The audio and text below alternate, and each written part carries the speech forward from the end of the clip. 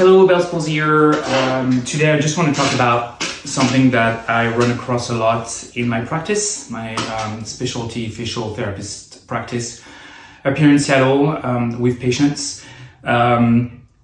Especially initially, there is a lot to work on that is that should be part of your daily routine in your facial rehab program at home.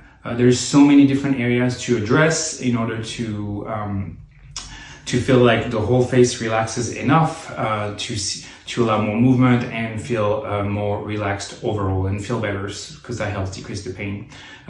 The problem that a lot of people run into is just being compliant and finding the time to work on their home program. And if you do not have a home program already, I would highly suggest that you get a consultation with a facial therapist, and only a facial therapist, not a regular physical therapist, as they are not necessarily trained and don't know how to do and what is appropriate to work on at any specific time and timeline of your facial therapy, facial palsy rehab. So, like I said, a lot of people are struggling with that, and my recommendation to increase compliance and make it a little less overwhelming to deal with every day is to sprinkle those exercises throughout the day. Find a specific habit, something that you do several times a day, and what I would do is every time you're doing this particular action. This will help just kind of build and do a little bit of everything, a little bit of all these exercises throughout the day without feeling overwhelmed and without feeling like, oh, it's the end of the day, I have to do my facial rehab, I have 20 minutes worth of stretching or massage, and later on neuromuscular rehab. But this is a bit much. The face gets tired extremely quickly.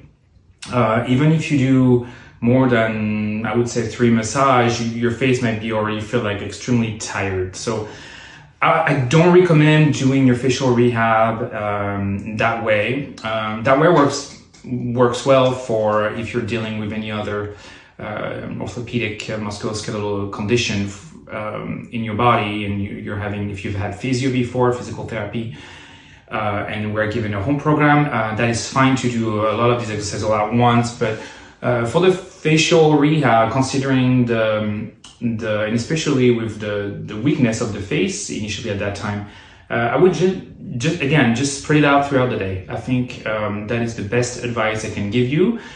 This might help you be more compliant, because I know it's very difficult to be compliant every day for several months, sometimes for years, for some people that have to deal with this for a while.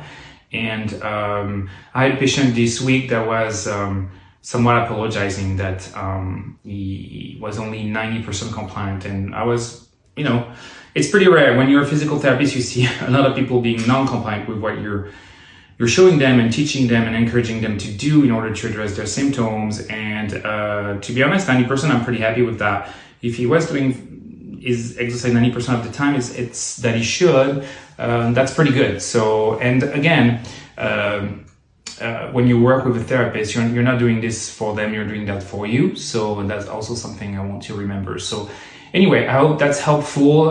Just again, to summarize it, just sprinkle it out, spread it out throughout the day, here and there. Maybe when you're driving and you're at a red light, maybe when you're going to the bathroom, maybe every time you take a sip of water, do a stretch, that kind of stuff. So, all right, I will catch you later. Take care.